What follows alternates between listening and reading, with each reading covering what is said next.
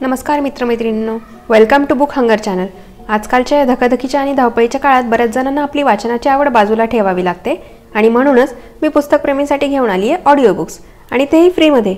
चला तर मग ऐकूयात। माझी आत्मकथा पॉइंट 54, सदाचारच माझे सर्वस्व।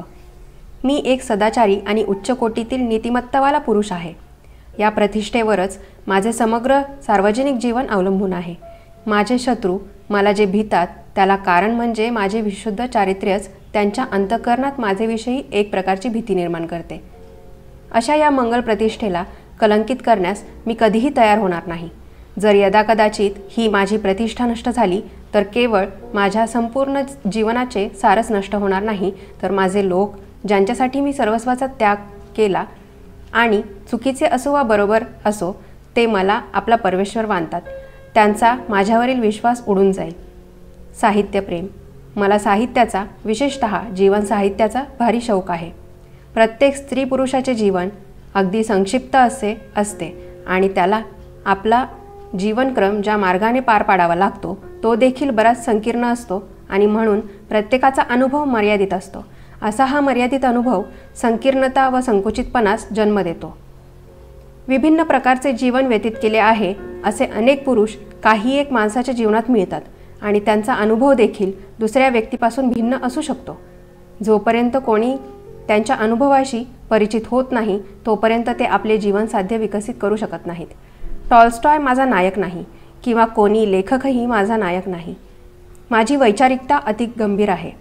मी कोणाही लेखकाचे विधानातून जे घेण्यायोग्य आहे ते घेतो, नंतर त्याला मी आत्मसात करून घेतो आणि मी माझे व्यक्तिमत्व निर्माण करतो। मात्र कोणी कितीही महान असो त्याचे अनुकरण करीत नाही, हे मौलिक तत्व आहे। स्त्रियांचे कैवारी, मी स्त्रियांच्या उन्नती व मुक्ततेकरिता लढा देणारा महान सेनानी आहे। स्त्रियांचा दर्जा वाढवण्यासाठी आणि त्यास प्राप्त करण्यासाठी मी लढाही दिला आहे, त्याचा मला फार अभिमान वाटतो। विरक्त पुरुष, मी अति कठोर माणूस आहे। तसे पाहता मी पाण्यासारखा शांत व गवतासारखा नम्र आहे, पण ज्यावेळी मी क्रोधाविष्ट होतो तेव्हा मला सांभाळणे फार अवघड काम आहे। मी मौन पालन करणारा मनुष्य आहे। बहुधा माझ्यावर असा आरोप केला जातो की मी दुसऱ्या स्त्रियांशी बोलत नाही, परंतु मी पुरुषांशीही फारसा बोलत नाही।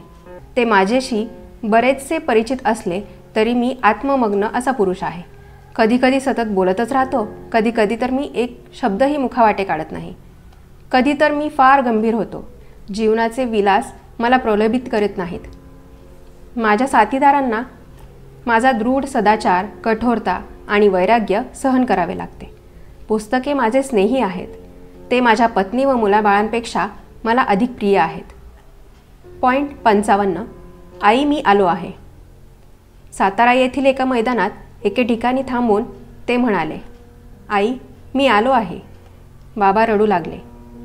दत्तोबा पवारास म्हणाले, दत्तोबा येथे माझ्या आईच्या अस्थी आहेत।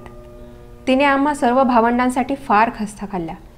त्या पलीकडच्या पडक्या घरात आम्ही काही दिवस राहत होतो। काही दिवस आमची आई व भावंडे या सडकेवर खडी फोडून मोलमजुरी करीत होती। मी या रानात लहानपणी खूप खेळलो आहे। माझी आई व बाबा मी शिकलो हे बघावयास जगले नाहीत। मी फार दुर्दैवी आहे। मंडळी, माझी आत्मकथा हे जग व संथ लिखित डॉक्टर बाबासाहेब आंबेडकरांवरील पुस्तक हे जवळपास संपूर्ण होत आलेले आहे। तरी पुढील डॉक्टर बाबासाहेब आंबेडकर लिखित कोणते पुस्तक तुम्हाला ऐकायला आवडेल याबद्दल तुमचे मत कमेंट सेक्शन किंवा कम्युनिटी पोलमध्ये नक्की सांगा। अनहायलेशन ऑफ कास्ट म्हणजेच जातीभेद निर्मूलन, हू वेअर द शूद्रास, शूद्रपूर्वी कोण होते, अस्पृश्य मूळचे कोण आणि ते अस्पृश्य कसे बनले। जय भीम।